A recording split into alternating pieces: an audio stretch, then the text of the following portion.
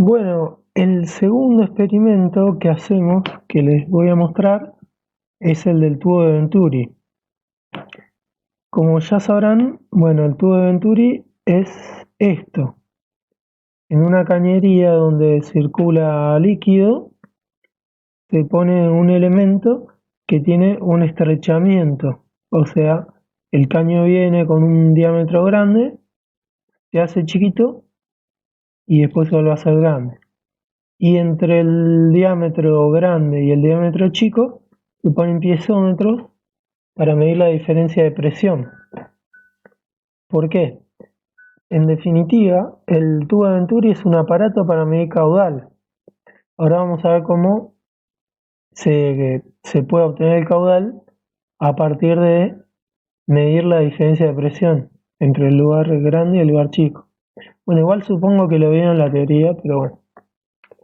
El aparato que tenemos es una cosa así. También tenemos un tanque de agua que en realidad está elevado. También tiene un sistema que el agua está entrando constantemente y se desagota y entonces se mantiene la altura constante. Y una cañería que sale con una canilla y en el medio está conectado el tubo de Venturi con los dos piezómetros.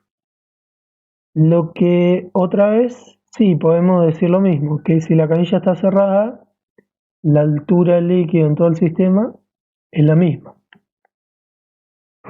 Acá les pongo unas fotos. Este es el tubo de Venturi que tenemos, que es lindo porque es transparente,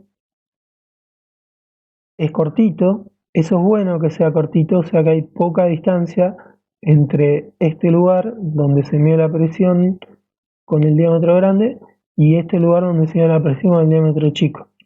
Eso es bueno que sea cortito porque yo puedo despreciar las pérdidas entre acá y acá.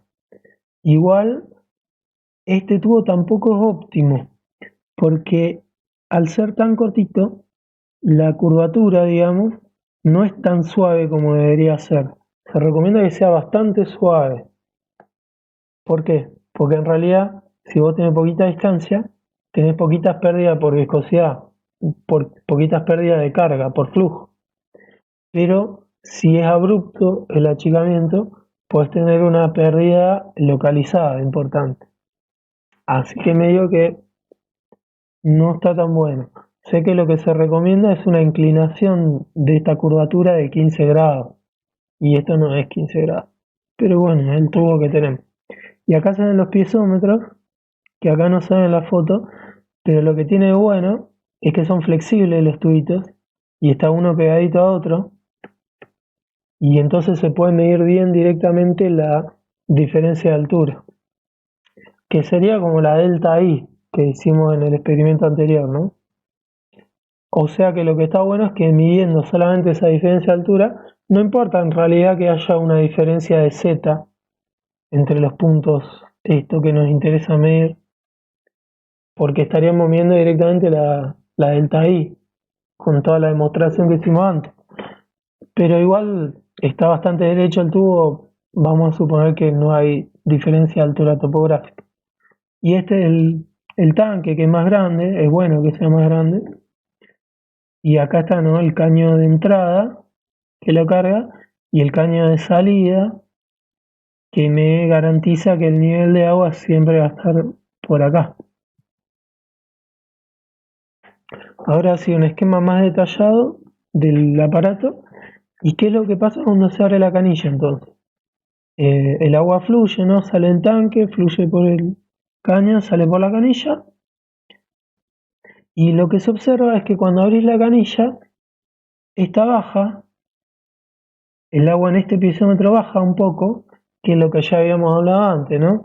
Baja por efecto Venturi, justamente, pero por otro efecto Venturi, no por este Venturi, sino por este Venturi, ¿no? Que el agua pasa del tanque al caño.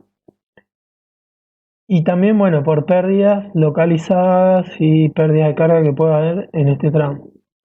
Pero lo que nos importa es lo que baja entre 1 y 2, ¿no? Esta diferencia. Lo que se observa es que el agua acá, en el punto 2, en el piezómetro de la parte finita, baja mucho más que lo que baja este. Y cuanto más abrís la canilla, más baja este. Bueno, ahora vamos a ver por qué. Hagamos las cuentas. Acá, como le dije, vamos a hacerlo más sencillo. Vamos a despreciar las pérdidas de carga y las pérdidas localizadas entre 1 y 2, porque supongamos que la distancia es pequeña y supongamos que el achicamiento es suave, aunque como les dije antes, en realidad no es tan suave como tendría que ser, pero bueno. Así que despreciamos las pérdidas y la energía hidráulica se conservaría. Entonces planteamos, ¿no? La E es presión más energía potencial gravitatoria más energía cinética. Tacho acá los términos de la energía potencial gravitatoria, por lo que les dije antes. Voy a suponer que el tubo está derecho y no hay diferencia de altura entre 1 y 2. Pero en realidad, aunque la hubiera, nosotros vamos a medir directamente esta diferencia, que es como que vamos a medir el delta I, así que es lo mismo. En realidad, se podría hacer un desarrollo como el que se hizo antes y, aunque el tubo esté inclinado, la ecuación me da la misma. Bueno, cuestión, tacho los términos de esto, acomodo un poco, despejo P1 menos P2, que lo voy a llamar delta P, y me queda esto, reemplazando velocidad por caudal dividido área, ¿no? Que es la ecuación de continuidad, me queda esto. Saco factor común de caudal afuera, caudal al cuadrado, y me queda esto, ¿no? Un medio ρ. Me dice la relación entre la diferencia de presión entre 1 y 2 y el caudal. Porque me dice que la delta P es un medio ρ Q cuadrado por este término que contiene las áreas, ¿no? Siempre me gusta decir que se queden con esta ecuación. ¿Por qué? Porque esta es como la verdadera ecuación hidrodinámica del tubo de Venturi y del efecto Venturi en general. O sea, es una relación entre el caudal y la diferencia de presiones en dos puntos de la cañería donde el diámetro es distinto. ¿Y por qué le digo que se queden con esta? Porque después la presión, o la diferencia de presión, vos la podés medir de muchas formas diferentes. De repente vos podés tener un manómetro con un relojito que directamente te la dice la diferencia de presión. O un manómetro digital que directamente te la dice. ¿Por qué? Pero ahora, bueno, voy a continuar desarrollando la ecuación, pero ya aplicándola específicamente a este aparato. En este aparato en particular, la delta P yo la mido como con piezómetros. O sea, la delta P la mido como ρg delta H, a esta diferencia de altura, ¿no? Pero acá, ven, hice este reemplazo, pero eso ya es específico para este aparato, porque de repente otro aparato, ya esto no va a valer. Pero la ecuación anterior, esta sí va a valer, esta vale siempre. Acá ya estoy mezclando la hidrodinámica con la hidrostática de este aparato en particular que tiene los piezómetros. Así que bueno, reemplacé delta P por ρg delta H. Ven que los ρ se tachan, se acomoda un poco, despejo Q y me queda esto. ¿No? Que la Q es proporcional, fíjense, a la raíz de delta H. O sea que es lo que decíamos antes, que cuanto más abrís la canilla tenés más caudal, más la diferencia de alturas en los piezómetros. Aunque no es una relación lineal, es una raíz. ¿Cuál es el objetivo acá de este experimento? Bueno, ver cómo funciona, etcétera. ¿Qué es lo que podemos hacer para ver cómo funciona? Es hacer mediciones para varios caudales, otra vez, ¿no? Abriendo la canilla de poquito y después cada vez más, cada vez más, cada vez más, hasta lo máximo que se pueda. Y medir las delta H, ¿no? Para cada apertura distinta de canilla, para cada caudal distinto. Al mismo tiempo igual medimos los caudales. ¿Por qué? Porque necesitamos acá una variable, digamos, verdadera, ¿no? El caudal medido por aforamiento, como hicimos antes, viendo cuánto tarda en llenarse la probeta, es una medición verdadera del caudal, confiable, o por lo menos más confiable que el tubo de Venturi, que, bueno, ahora lo estamos poniendo en duda porque lo estamos testeando, a ver si es verdad esto, a ver si es verdad que con el tubo de Venturi y con esta ecuación se puede predecir, digamos, cuál va a ser el caudal sin medirlo, sino predecirlo, entre comillas, solo a partir de la delta H, ¿no? ¿Cuál es la ventaja, entre paréntesis, del tubo de Venturi? Que si funciona, vos podés medir caudal sin tener que cortar el caño. Porque si yo tuviera que medir, pongámosle, yo tengo un oleoducto y tuviera que medir el caudal por aforamiento, tendría que cortar el oleoducto y poner, qué sé yo, y ver cuánto tarda en llegarse un tambor, ¿no? Pero lo bueno del tubo de Venturi es que me permite medir caudal sin cortar el caño. El fluido sigue circulando. Bueno, como le decía, lo vamos a poner a prueba esto, ¿no? Entonces medimos para muchas aperturas de canilla, por un lado medimos el caudal por aforamiento, que eso lo podríamos llamar, digamos, el caudal verdadero, el caudal más confiable. La primera cosa que se puede hacer, sí, es ver la relación entonces entre Q de aforamiento, el Q real, y delta H, para ver si es verdad que hay una relación Q es raíz de delta H. La segunda cosa que se puede hacer es esta. Para cada apertura de canilla, además de medir el caudal por aforamiento, calculamos esto. Calculamos el caudal según la fórmula de Venturi. O sea, para cada una de las mediciones que hacemos, calculamos raíz de 2G delta H sobre 1 sobre área 2, etc. O sea, vamos a tener como dos caudales para comparar, ¿no? El caudal de Venturi, entre comillas, y el caudal por aforamiento. O si se quiere, el caudal verdadero y el caudal que me dice el Venturi. Entonces podemos comparar punto por punto, uno con otro, para ver si me dan lo mismo o no me dan lo mismo. O sea, para ver si el tubo de Venturi realmente funciona, es confiable para medir caudal. Y otra vez, como les decía en el primer experimento, si vamos a tener que comparar caudal con caudal, vamos a necesitar las incertezas. Porque para decir si coincide o no coincide, vos tenés que ver, si uno me da, qué sé yo, 9, el otro me da 9,1, ¿coincide? ¿Sí o no? Yo no te puedo decir ni que sí ni que no. En principio no, pero algunos van a decir que no, porque 9 no es lo mismo que 9,1. Pero otro me va a decir que sí, porque 0,1 es poquito, poca diferencia, es lo mismo. Pero en realidad, si vos querés ser estricto y querés ser bien científico, vos tenés que ver, vos tenés 9 y 9,1, pero más o menos cuánto. Si es 9 más o menos 0,2, entonces sí, vos decís que coincide, porque el 9,1 entra dentro de ese rango, de ese intervalo. No son intervalos de posibles valores, digamos.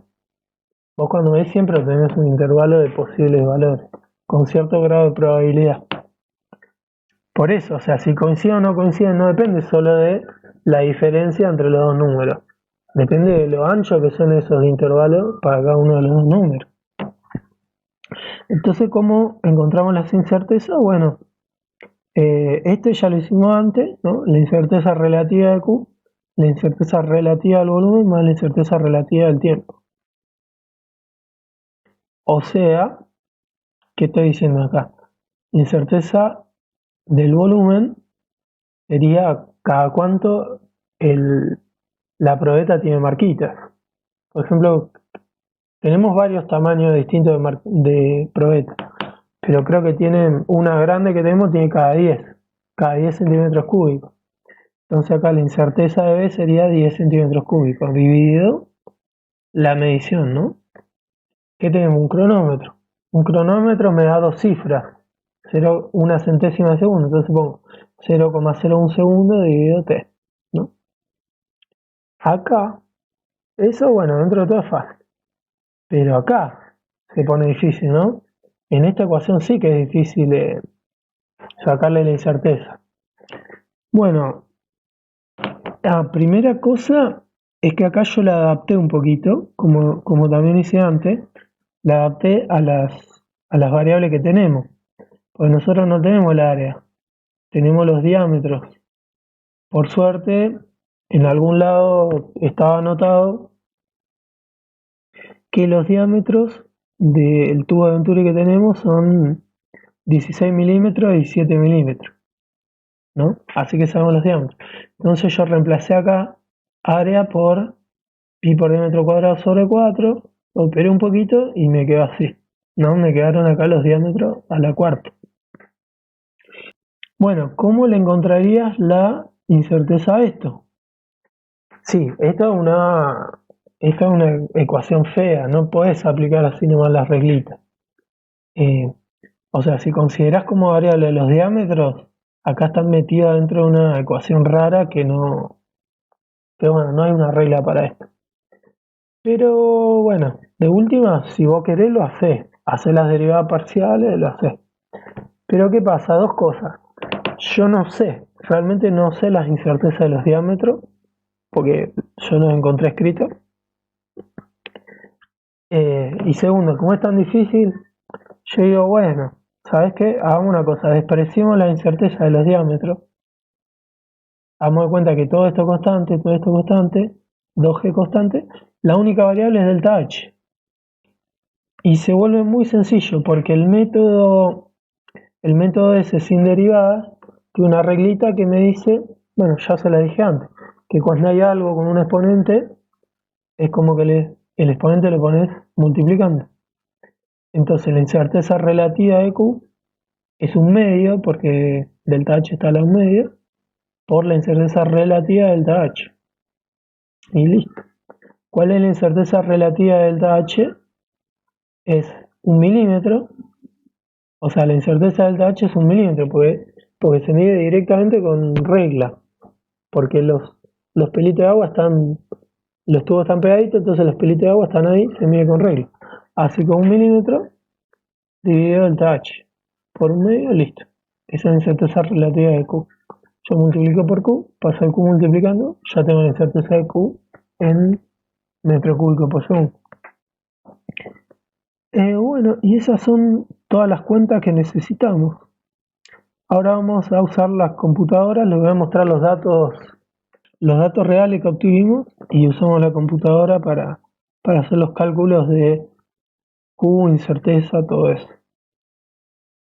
Acá tengo también una planillita de Excel que hice con los datos que midieron los chicos, ¿no? Ellos que midieron el caudal por aforamiento, entonces tengo los volúmenes medio con probeta, tengo los tiempos que midieron con cronómetro.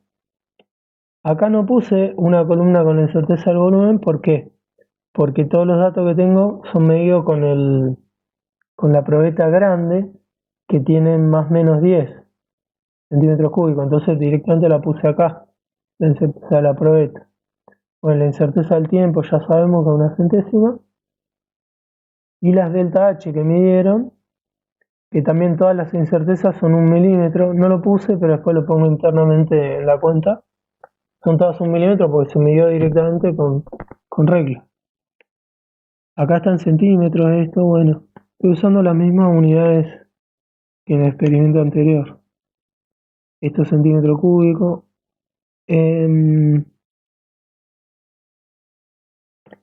Entonces, bueno, algunas cuentas son las mismas, ¿no? El caudal medido por aforamiento, el volumen dividido tiempo, lo ponemos centímetro cúbico por segundo. La incerteza del caudal por aforamiento, bueno, es la fórmula que habíamos calculado antes, ¿no?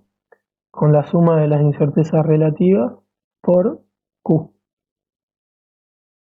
Calculamos el Reynolds, como lo calculamos antes también, con esa formulita basada en el nu, o en el mu, no sé, me parece que en el nu. Está basada acá, pasa que no lo puse en una celdita aparte, le puse el número directamente. Está basada en la viscosidad cinemática. ¿Por qué puse dos Reynolds acá? Porque tenemos dos diámetros. Y vieron que a nosotros nos había dado, al final de cuentas, que el Reynolds era inversamente proporcional al diámetro. O sea que en el diámetro grande tenemos un número de Reynolds. Y en el diámetro chico tenemos un número de Reynolds más grande. O sea, puede ser de repente que sea laminar en 1, pero que sea turbulento en 2. Así que yo pongo los dos números por las dudas. Igual el Reynolds, bueno, ¿para qué lo calculamos? Para ver, vamos a ver si el tipo de régimen laminado turbulento afecta o no afecta al funcionamiento de bueno o malo del tubo de Venturi para medir caudal, ¿no? Vamos a ver, en teoría no, ¿no? Porque nosotros para sacar las ecuaciones, ¿se acuerdan? Usamos Bernoulli y nada más. Y nadie nos dice que la ecuación de Bernoulli valga solo para régimen laminar, no. Vale siempre. Pero vamos a ver qué pasa. Bueno, acá los cálculos están hechos. El único cálculo nuevo es este, que sería el caudal por Venturi con la ecuación que ya sacamos. Acá está hecho de una forma un poco distinta porque todas las constantes las sacamos afuera en una sola constante que se suele llamar constante de Venturi, ¿no? Raíz de 2g, 4 sobre pi, raíz de 2g sobre 1 sobre diámetro 4, diámetro 1 a la cuarta menos 1 sobre diámetro de la cuarta. Sería esta constante, y acá directamente ponemos raíz de delta h. Bueno, acá no, pero bueno, digo, se podría hacer de esa forma. Bueno, hay que tener cuidado acá también, porque acá hay una conversión hecha, no hay, mejor dicho, no hay una conversión hecha. El delta h está en centímetros, ¿no? Se podría pasar todo a metro, los diámetros del delta h, o acá, bueno, se pasó todo a centímetros, pero igual da bien. Ve que en vez de 9,8 pusieron 980, pues la G es 980 centímetros por segundo cuadrado. El delta H está en centímetros y los diámetros acá están en centímetros. 1,6 centímetros, 0,7 centímetros. Esta es la incerteza del delta H, 0,1. Ah, perdón, yo lo llamé delta I o delta H, no me acuerdo, pero... acá está llamado delta H, pero es esa medición de la diferencia de las posiciones del agua en los pisómetros. Voy a poner así. Bueno, en la incerteza finalmente, ¿se acuerdan? Que estaba como resimplificada, que directamente era un medio de la relativa de delta H. Así que, ¿no? Esto es el delta H y delta H sobre 2 por Q de Venturi, porque pasamos multiplicando el Q para obtener la incerteza absoluta. Así que bueno, acá le dejé un solo decimal, porque la incerteza tiene un solo decimal. Acá le saqué los decimales por incerteza mayor que 1. Vamos a copiar las formulitas. A ver qué me da.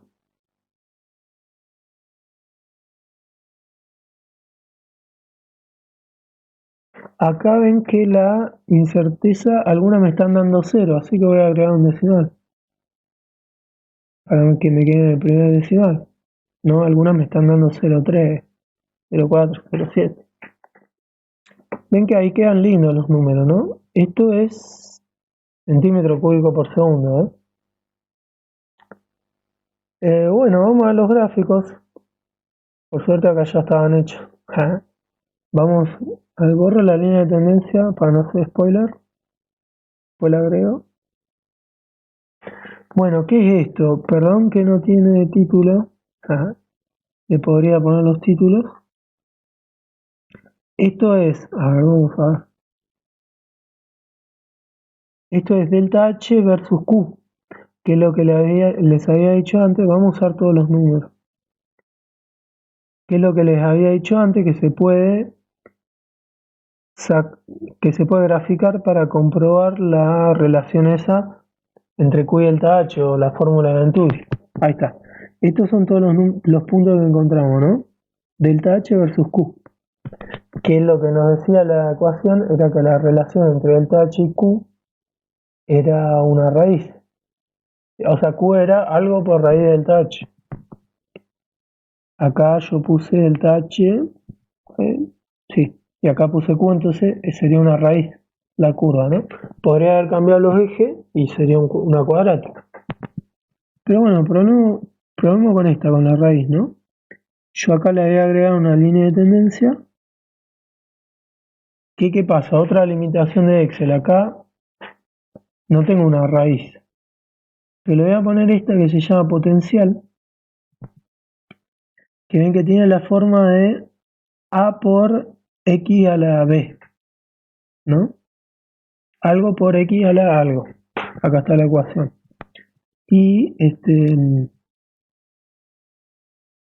fíjense que me dio algo por X a la 0,52, que está bastante bien, o sea, me está diciendo que la fórmula se parece bastante a una raíz. Y R cuadrado 0,98, no está mal, ¿no? O sea, me está diciendo que la relación esa que deducimos es buena entre Q y el touch. Y acá vamos a este otro gráfico. También está hecho con poquitos números. A ver, vamos. Esto porque es viejo, vamos a hacerlo con todos los números. En realidad lo que graficamos para comparar los caudales fue el caudal versus el Reynolds. ¿Por qué? Bueno, porque usar Reynolds como eje X ya les dije que es una costumbre. También para poder ver cuándo laminar, cuándo es turbulento. Pero claro, ¿qué va a pasar? O sea, primera pregunta es, ¿cuál Reynolds yo elijo como eje X? Tengo que poner el mismo.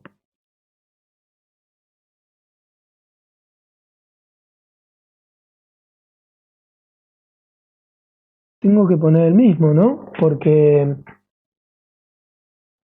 o sea, no puedo hacer una serie de puntos con un eje X y otra serie de puntos con otro eje X. Así que grafiqué todo en función del Reynolds 2, o sea, el Reynolds en el lugar más chiquitito. Podría haber sido en el 1, no importa. Pero fíjense una cosa, ¿no? Primera observación, hay una de las dos que es una recta perfecta.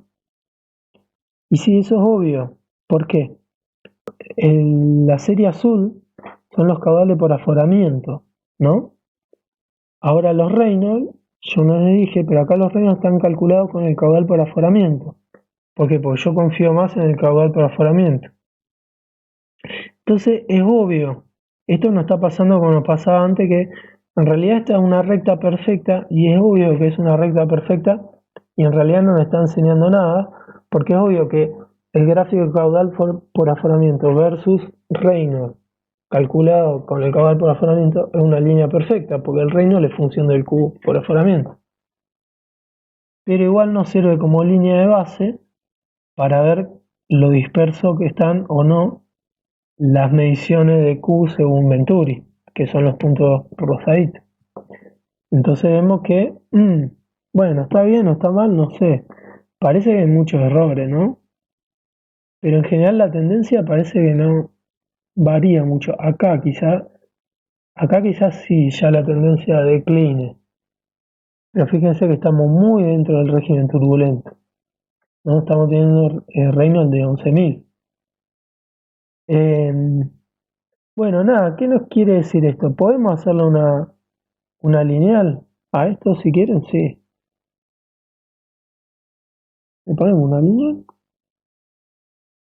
a la una rosadita. Bueno, están desacomodadas, pero igual ojo, ¿no? Se podrían descartar puntos y probablemente habría que descartar los Reynolds más altos. ¿Por qué les decía? El que parezca que se desvía un poco en los Reynolds más altos, ojo que estamos en Reynolds re alto, no quiere decir que en turbulento no funcione, ¿eh? De hecho, en laminar parece que no tenemos casi nada, porque es muy difícil abrir la canilla con un chorrito tan chiquitito. No, lo que nos quiere decir, me parece a mí, son dos o tres cosas. Primero, cuando vos abrís la canilla al máximo, el tanque se empieza a desagotar. O sea, si sale más agua que la que logra entrar por la manguera, el tanque se empieza a desagotar. Entonces los números te empiezan a dar mal. Esa es una posibilidad. Quizás los chicos no vigilaron bien eso. Quizás. La otra posibilidad es que nosotros despreciamos las pérdidas de carga y las pérdidas localizadas en el tubo. Podría pasar, ojo, que como las pérdidas, ya lo vimos antes, las pérdidas de carga y también las localizadas, bueno, eso está en la literatura, son proporcionales a Q cuadrado. Me están diciendo que me va a pasar esto. O sea, cuando yo tengo Q muy grandes, las pérdidas dejan más rápidamente de ser despreciables y puedo tener este efecto acá.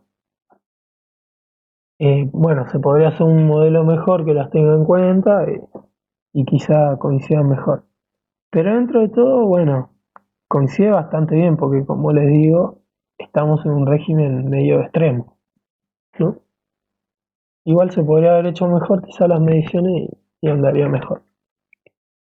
Se podría quizás sacar como conclusión de que vos haciendo este experimento, si vos tenés tu tubo de Venturi que vas a usar para medir caudal de, no sé, de tu riego o de lo que sea, que de última vos podés hacer este experimento y después vos le hacés como una calibración, ya que vos tenés dos líneas de tendencia que no coinciden, bueno, le aplicas, si a esta vos le aplicas una función lineal que, que te acomode la pendiente, es muy fácil de calcular, podés tener como una curva de calibración de tu instrumento para que te coincida mejor con los caudales reales, si querés.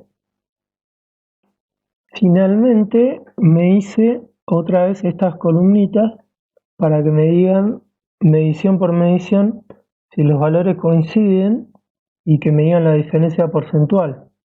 Ya las fórmulas son las mismas de antes. Si en la diferencia porcentual puse como más confiable el caudal por aforamiento.